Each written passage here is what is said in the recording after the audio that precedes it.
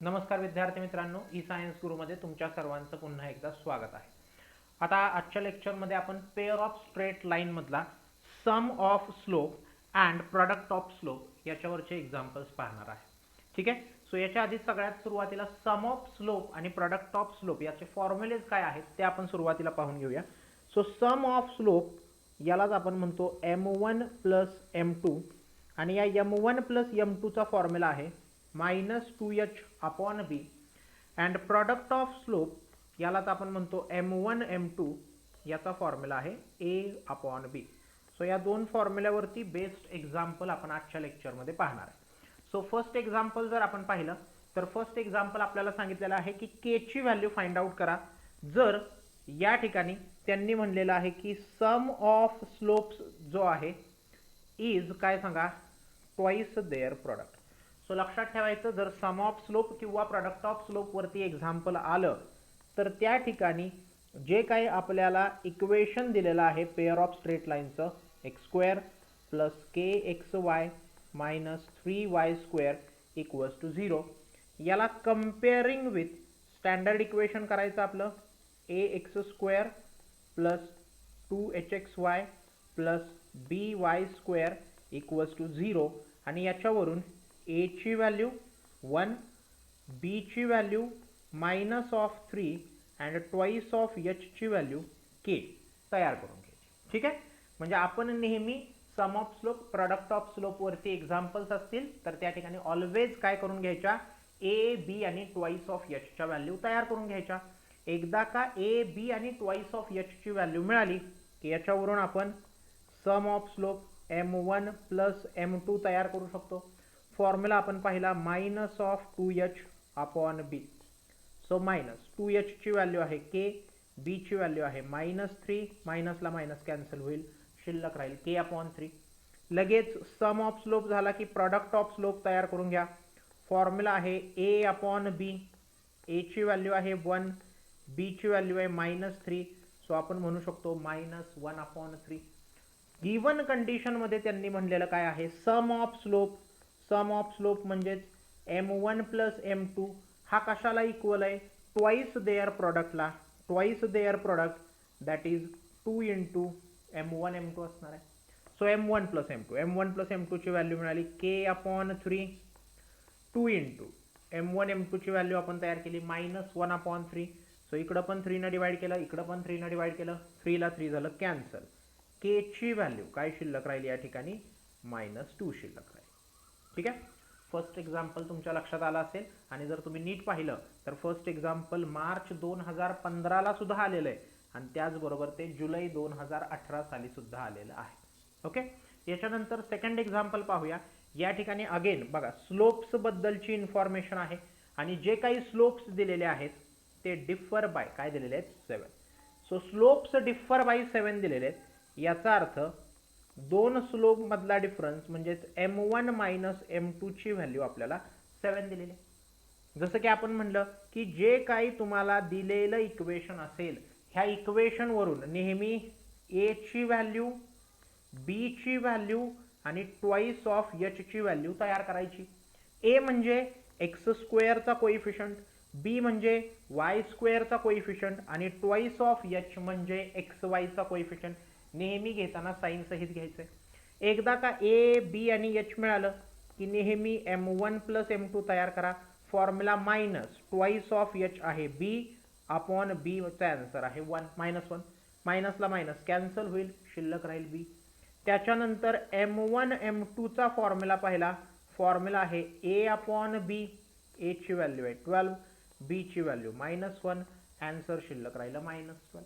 आता याच्यामध्ये एक गोष्ट लक्षात ठेवा, जर आपल्याला m1 मायनस m2 ची व्हॅल्यू मिळत असेल तर स्लोपच्या फॉर्म्युल्यामध्ये हा फॉर्म्युला वापरायचा. m1 minus m2 bracket square is equal to m1 plus m2 bracket square minus 4m1 m2. नेहमी लक्षात ठेवायचं, जर आपल्याला डिफरन्स ऑफ स्लोप माहित असेल तर त्यावेळी नेहमी हा फॉर्म्युला काय करायचा यूज करायचा. सो m1 मायनस m2 त्यांनी दिलेलं आहे 7 दिलाय त्याचा स्क्वेअर. m1 प्लस m2 आहे b चा स्क्वेअर -4 इंटू m1 m2 ची व्हॅल्यू आहे -12. सो या ठिकाणी 7 चा स्क्वेअर होईल 49 is equal to B square, minus into minus होईल प्लस, 12 4 जा केलं, आन्सर आलं 48, प्लस 48 इकडे आलं तर होईल मायनस 48. सो 49 मायनस 48 केलं तर बी स्क्वेअरचा आन्सर मिळेल बी. सो देअरफॉर बीचा आन्सर असेल प्लस ऑर मायनस 1. ठीक आहे, सेकंड एक्झाम्पल पण तुमच्या लक्षात आलं असेल. याच्यानंतर आपण थर्ड एक्झाम्पलकडे जाऊया. सेम अगेन स्लोप्स बद्दलचीच इन्फॉर्मेशन दिलेली आहे. मग स्लोप बद्दलची इन्फॉर्मेशन दिली असेल, जे काही आपलं गिवन पेअर ऑफ स्ट्रेट लाईनचं इक्वेशन आहे त्याच्यावरून ए बी आणि ट्वाईस ऑफ एच ची व्हॅल्यू तयार करा. ए म्हणजे एक्स स्क्वेअरचा कोइफिशियंट, बी म्हणजे वाय स्क्वेअरचा कोइफिशियंट, ट्वाईस ऑफ एच म्हणजे या ठिकाणी एक्स वायचा कोइफिशियंट. ए बी एच मिळालं की लगेच काय तयार करून घ्यायचं, sum of slope m1 plus m2, formula minus 2h upon B. So minus 2h ची व्हॅल्यू आहे 4, बी ची व्हॅल्यू मायनस 1, टोटल आन्सर आलं 4. नंतर m1 m2 ची व्हॅल्यू तयार करूया. फॉर्म्युला असेल a अपॉन बी, a ची व्हॅल्यू k, b ची व्हॅल्यू मायनस 1, आन्सर मिळालं k. आता गिवन कंडिशन मध्ये स्लोप्स बद्दलची काय इन्फॉर्मेशन दिलेली आहे की one of the line, slope of one of the line exceeds होतो म्हणजे काय होतो, वाढतो. कशापेक्षा वाढतोय, जो काही अदर स्लोप आहे, slope of the other by 8. म्हणजे त्यांनी काय सांगितलेलं आहे, एका लाईनचा स्लोप हा दुसऱ्या लाईनच्या स्लोप पेक्षा 8 ने वाढतो. 8 ने वाढतो म्हणजेच 8 ने तो जास्त आहे. मागेन बघा प्लस m2 इकडे आलं तर होईल minus of m2. So m1 minus m2 ची व्हॅल्यू मिळाली 8. आणि लास्ट एक्झाम्पल मध्ये आपण शिकलो, जर आपल्याला m1 मायनस m2 दिला असेल तर आपण फॉर्म्युला यूज करायचा. फॉर्म्युला आहे m1 minus m2 bracket square is equal to m1 plus m2 bracket square minus 4m1 m2. बघा m1 मायनस m2 मिळाला आपल्याला 8 त्याचा स्क्वेअर, m1 प्लस m2 मिळालं 4 त्याचा square minus 4 into m1 m2 ची value मिळाली मायनस के. 8 चा 4, 8 चा स्क्वेअर 64, 4 चा स्क्वेअर केला तर 16, minus into minus plus 4k. So 64 तसंच राहू देत, प्लस 16 चं होईल minus 16 is equal to 4k. So therefore 4k ची जर आपण या ठिकाणी व्हॅल्यू केली तर 64 मधून 16 मायनस केले तर 48 शिल्लक राहतील. आणि मग k ची व्हॅल्यू तयार करण्यासाठी इंटू 4 चा अपॉन 4 केलं तर k ची व्हॅल्यू किती मिळून जाईल आपल्याला या ठिकाणी 12 मिळून जाईल. ओके, थर्ड क्वेश्चन पण तुमच्या लक्षात आला असेल. याच टाईपचा आपण पुढचा क्वेश्चन पाहूया. नाव या ठिकाणी अगेन सम ऑफ स्लोप्स बद्दलची इन्फॉर्मेशन. स्लोप्स बद्दलची इन्फॉर्मेशन असेल की आपण हेच फॉर्म्युलेज यूज करायचे. सो पहा, गिवन पेअर ऑफ स्ट्रेट लाईनचं इक्वेशन पाहिलं. ए म्हणजे एक्स स्क्वेअरचा कोइफिशियंट 3 दिलाय, बी म्हणजे वाय स्क्वेअरचा कोइफिशियंट -1 दिलाय, ट्वाईस ऑफ एच म्हणजेच त्यांनी एक्स वाय ची व्हॅल्यू के दिली, एक्स वायचा कोइफिशियंट के दिलाय. आता लगेचच या ठिकाणी आपण m1 प्लस m2 ची व्हॅल्यू तयार करूया. Formula minus twice H upon B. So minus twice H ची व्हॅल्यू के, बी ची व्हॅल्यू -1, आन्सर शिल्लक राहिलं के. m1 m2 ची व्हॅल्यू तयार करा. फॉर्म्युला असेल a अपॉन बी, a ची व्हॅल्यू 3, b ची व्हॅल्यू -1, आन्सर शिल्लक राहिलं -3. गिवन कंडिशन मध्ये सांगितलंय sum of slope of the line is 0. मग गिवन कंडिशन मध्ये सम ऑफ स्लोप ची व्हॅल्यू 0 दिली. मग सम ऑफ स्लोप्स म्हणजेच k मिळाला आणि या ठिकाणी k चीच व्हॅल्यू काय दिलेली आहे 0. फाइंड पण आपल्याला काय सांगितलं होतं, k फाइंड आउट करायला सांगितलं होतं. ओके, सो फोर्थ एक्झाम्पल पण तुमच्या लक्षात आलं असेल. नाव आपण नेक्स्ट एक्झाम्पल पाहूया. नेक्स्ट एक्झाम्पल मध्ये अगेन काय सांगितलेलं आहे, आय होप रिपीट झालेलं आहे या ठिकाणी एक्झाम्पल आपलं. सो याच्या पुढची स्लाइड घेऊया आपण. ओके, नेक्स्ट एक्झाम्पल जर आपण पाहिलं, नेक्स्ट एक्झाम्पल मध्ये आपल्याला काय सांगितलेलं आहे, one of the line given by 3x² - kxy + 5y² = 0 is perpendicular to the line. जी काय आपल्या लाईन्स आहेत त्या लाईन्सला एक लाईन त्यांनी कशी दिलेली आहे, परपेंडिक्युलर दिली. मग जर असं दिलं असेल या ठिकाणी की आपल्याला या ठिकाणी सम ऑफ स्लोप आणि प्रोडक्ट ऑफ स्लोप देण्याच्या ऐवजी त्यांनी काय केलं असेल, आपल्याला जी पेअर ऑफ स्ट्रेट लाईन दिलेली आहे त्याला एक लाईन परपेंडिक्युलर दिली असेल तर जी काही लाईन दिलेली आहे त्या लाईनचा स्लोप तयार करायचा. सो या ठिकाणी आपण म्हणूया स्लोप ऑफ लाईन. कोणती लाईन दिलेली आहे आपल्याला? 5x plus 3y equals to 0 is, आपण लास्ट लेक्चर्समध्ये पाहिलेलं आहे की जर एखादी लाईन दिली असेल तर त्याचा स्लोप असतो minus coefficient of x divided by coefficient of y.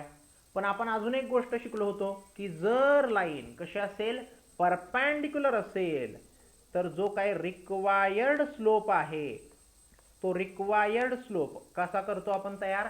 Negative reciprocal करून करतो. सो -5/3 ला ऑलरेडी निगेटिव्ह साइन आहे, अजून एक निगेटिव्ह घेतलं तर प्लस होईल आणि 5/3 चा रेसिप्रोकल किती असेल? 3/5 असेल. ठीक आहे.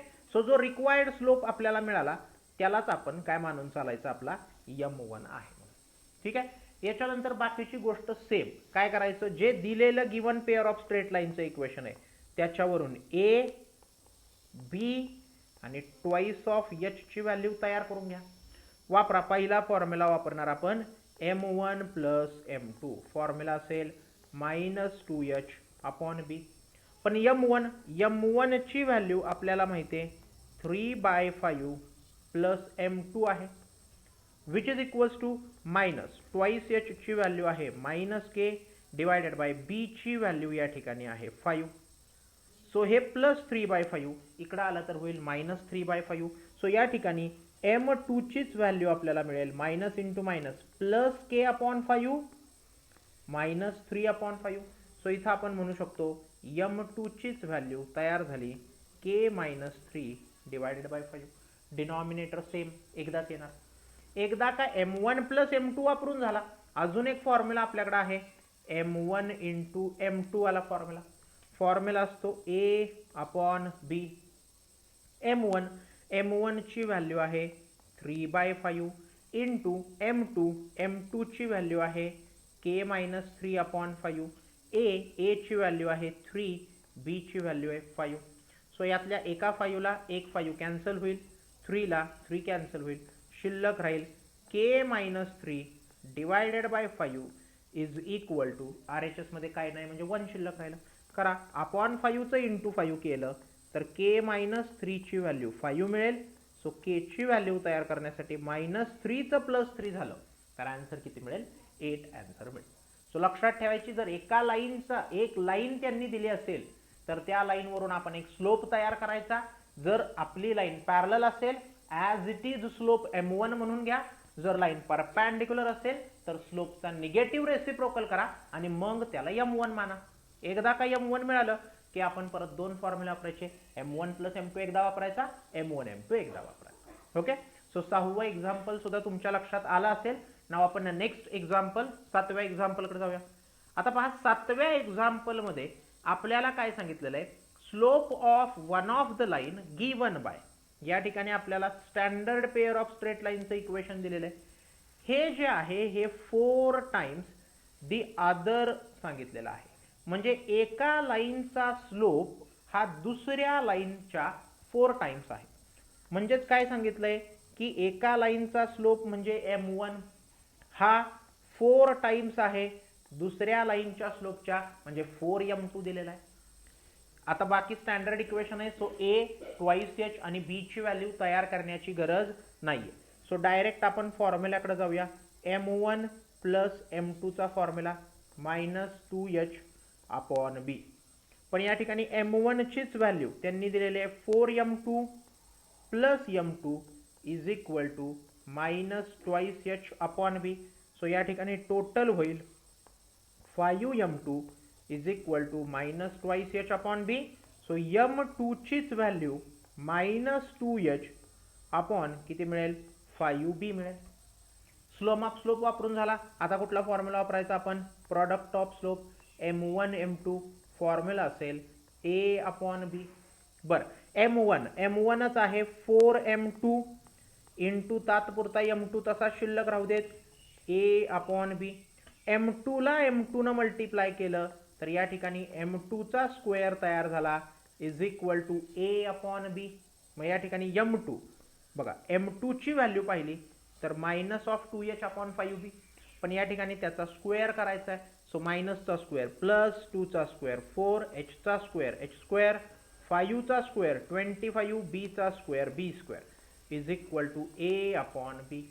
सो RHS LHS मध्ये 4 4 जा 16h स्क्वेअर शिल्लक राहील. हे a/b तसंच शिल्लक राहू देत. अपॉन 25चं इकडं आलं तर इंटू 25 b स्क्वेअर होईल. एका बीला एक बी काय होऊन जाईल, कॅन्सल होऊन जाईल. शिल्लक राहिलं 16h square is equal to 25 a आणि b स्क्वेअर मधला एक बी. आणि जर नीट पाहिलं तर हीच गोष्ट आपल्याला काय करायची या ठिकाणी प्रूव्ह करायची आहे. सो हे एक्झाम्पल आणि याच्या मागचं एक्झाम्पल सेम. कसं, दोन्हीही एक्झाम्पल मध्ये आपल्याला एक स्लोप माहिती होता. मग जर एका स्लोपची व्हॅल्यू माहित असेल, पहिल्यांदा सम ऑफ स्लोपचा फॉर्म्युला वापरायचा, त्याच्यावरून m2 दुसऱ्या स्लोपची व्हॅल्यू तयार करायची आणि मग मिळालेल्या दोन्हीही m1 आणि m2 च्या व्हॅल्यू प्रॉडक्ट ऑफ स्लोप मध्ये काय करायच्या, पुट करायच्या. ओके, सो इम्पॉर्टंट क्वेश्चन आहे, लक्षात ठेवायचा आहे तुम्हाला. ठीक आहे. सो 7वा क्वेश्चन सुद्धा तुमच्या लक्षात आला असेल. नाव आपण नेक्स्ट 8वा क्वेश्चन या ठिकाणी पाहूया. आता 8व्या क्वेश्चन मध्ये पण नीट पाहिलं तर हा क्वेश्चन ऑक्टोबर 2013 साली आलेला आहे आणि या ठिकाणी सुद्धा आपल्याला एक लाईन दिलेली आहे आणि या ठिकाणी आपल्याला पेअर ऑफ स्ट्रेट लाईन सुद्धा दिलेली आहे. मग जर एक लाईन दिले असेल तर आपण काय करतो, त्याच्यावरून त्याचा स्लोप तयार करतो. सो इथं पण आपण slope of line 2x plus y equals to 0 is minus coefficient of x upon coefficient of y. So required slope डायरेक्टलीच आपला m1 असेल, कारण ही जी लाईन आहे आपल्या लाईनला परपेंडिक्युलर आहे का पॅरलल आहे दिलेली नाही, तर नेहमी ती पॅरललच मानून चालायची. एक तर पॅरलल असते किंवा जर तुम्ही क्वेश्चन नीट वाचला तर 2x plus y is one of the line आहे, ही यातलीच एक लाईन आहे. आणि जर ती मग यातलीच एक लाईन असेल तर याचा जो स्लोप येईल तोच आपल्या पहिल्या लाईनचा स्लोप मानू शकतो आपण, जो की किती आला, मायनस ऑफ 2 आला. एकदा का एक स्लोप मिळाला, काय करू आपण आता, स्टँडर्ड इक्वेशन तर नाहीये, मग याच्यावरून a ची व्हॅल्यू तयार करा. a ची व्हॅल्यू मिळेल 3 ट्वाइस ऑफ h ची व्हॅल्यू xy चा कोएफिशियंट, b ची व्हॅल्यू y स्क्वेअर चा कोएफिशियंट वापरा. पहिल्यांदा सम ऑफ स्लोप वापरायचा, m1 plus m2 formula minus twice h upon b. बघा m1 ची व्हॅल्यू आहे मायनस 2 प्लस m2 आपल्याला माहित नाहीये, मायनस ऑफ ट्वाइस h ची व्हॅल्यू k अपॉन b ची व्हॅल्यू 2. करा. m2 ची व्हॅल्यू तयार करण्यासाठी काय करावं लागेल, मायनस k अपॉन 2, तसंच मायनस 2 इकडे आलं तर होईल प्लस 2. सो देअरफॉर m2 ची व्हॅल्यू करा, क्रॉस मल्टिप्लिकेशन केलं 2 2 जा 4. सो इथं मिळालं minus k plus 4 divided by 2. मिळाला m2. एकदा का m2 मिळाला की आता प्रॉडक्ट ऑफ स्लोपचा फॉर्म्युला वापरा. फॉर्म्युला असेल a अपॉन b. m1 आहे मायनस 2, याला मल्टिप्लाय करायचं m2 ची व्हॅल्यू आहे minus k plus 4 divided by 2 is equal to a. a ची व्हॅल्यू आपण तयार केली 3, b ची व्हॅल्यू तयार केली 2. इथं 2 ला 2 झाला कॅन्सल, मायनस ना आत मल्टिप्लाय केलं तर मायनस k चं प्लस k प्लस 4 चं minus 4 is equal to 3 upon 2. करा. मायनस 4 जर आपण RHS मध्ये घेतलं 3/2 तसाच मायनस 4 चं होईल प्लस 4. सो k ची व्हॅल्यू 4 2 जा 8, 8 प्लस 3 केलं तर 11 डिवायडेड बाय 2. सो ही असेल आपली k ची व्हॅल्यू. ठीक आहे. हा पण क्वेश्चन तुमच्या लक्षात आला असेल. नाव आपण नेक्स्ट क्वेश्चन पाहूया. नेक्स्ट क्वेश्चन जर पाहिला अगेन मार्च 2016 लाच आलेला आहे आणि हा क्वेश्चन सेम प्रिव्हियस क्वेश्चन सारखा आहे. याच्यामध्ये पण आपल्याला काय सांगितलेलं आहे, वन ऑफ द लाईन दिलेली आहे. आता जर दिलेल्या पेअर ऑफ स्ट्रेट लाईन मधलीच जर ही एक लाईन त्यांनी दिली असेल तर याचाच स्लोप म्हणजे आपला m1 असेल. सो या ठिकाणी आपण सगळ्यात सुरुवातीला दिलेल्या लाईनचा स्लोप तयार करू. So slope of line 2x plus y equals to 0 is minus x चा कोएफिशियंट अपॉन y चा कोएफिशियंट. सो या ठिकाणी m1 चीच व्हॅल्यू किती मिळेल, मायनस 2 मिळेल. ठीक आहे. याच्यानंतर a ची व्हॅल्यू असेल 6, ट्वाइस ऑफ h ची व्हॅल्यू असेल k आणि b ची व्हॅल्यू असेल 1. वापरा. पहिल्यांदा कुणाचा फॉर्म्युला, सम ऑफ स्लोपचा फॉर्म्युला फॉर्म्युला असेल -2h अपॉन बी.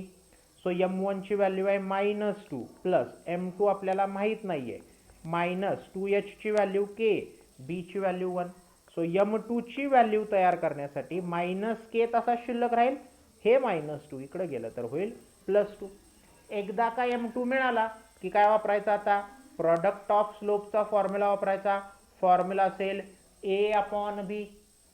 m1 ची व्हॅल्यू -2 ब्रॅकेटमध्ये m2 ची value -k + 2 equals to a ची व्हॅल्यू आहे 6 डिवायडेड बाय b ची व्हॅल्यू आहे 1.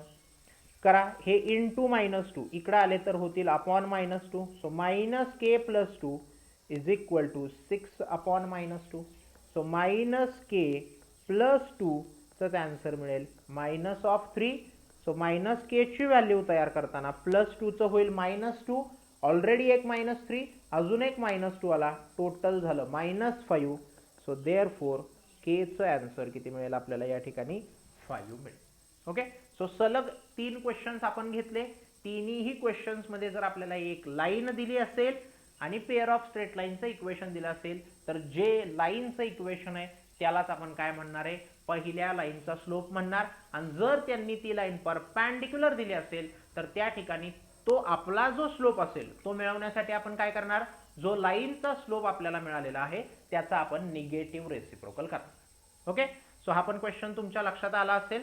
नाउ जर तुम्ही नीट पाहिलं तर सम ऑफ स्लोप आणि प्रोडक्ट ऑफ स्लोप वरती आपण एकूण 9 डिफरंट टाइपचे एक्झाम्पल्स घेतलेले आहेत. या 9 टाइपच्या बाहेर एकही एक्झाम्पल जाणार नाही. सो जे 9 टाइप मी आज घेतलेले आहेत ते 9 टाइप तुम्ही एक्झॅक्ट करून घ्या, फिक्स करून घ्या. याच्यामध्ये जर तुम्हाला काही डाऊट असेल तर तो डाऊट तुम्हाला माहिती आहे कमेंट सेक्शन मध्ये विचारायचा आहे तुम्हाला. जो काही डाऊट असेल तो नेक्स्ट लेक्चर मध्ये आपण तुमचा क्लिअर करण्याचा प्रयत्न करूया. सो हा क्वेश्चन जर तुम्ही परफेक्ट केला तर एक्झाम मध्ये याच्यावरती 2 मार्क किंवा 3 मार्क एवढ्यासाठी प्रश्न विचारला जातो. ठीक आहे. सो आजचा आपला सम ऑफ स्लोप आणि प्रोडक्ट ऑफ स्लोपचा फॉर्म्युला संपलेला, एक्झाम्पल्स त्याच्यावरचे संपलेले आहेत. नेक्स्ट लेक्चर मध्ये आपण कदाचित वेक्टर हा चॅप्टर आहे त्याच्यामधला कोलिनियरिटी वरची एक्झाम्पल्स कशी सॉल्व करायची हे आपण पाहणार आहे. सो अशाच पद्धतीचे जर तुम्हाला बोर्ड प्रिपरेशनचे व्हिडिओज आणि काही दिवसांनंतर आपण सीईटीचे व्हिडिओ सुद्धा चालू करणार आहे, हे जर तुम्हाला हवे असतील तर तुम्ही आपल्या चॅनलला सबस्क्राइब करून ठेवा. आपला चॅनल तुमच्या मित्रांमध्ये जास्तीत जास्त शेअर करा. सो नेक्स्ट लेक्चरमध्ये आपण वेक्टर चॅप्टर घेणार आहे. सो थोडंफार तुम्ही त्याचं प्रिपरेशन करून या, त्याची थिअरी वगैरे काय असतील ते रीड करून या. नेक्स्ट लेक्चरमध्ये आपण वेक्टर हा चॅप्टर स्टार्ट करूया. Thank you friends.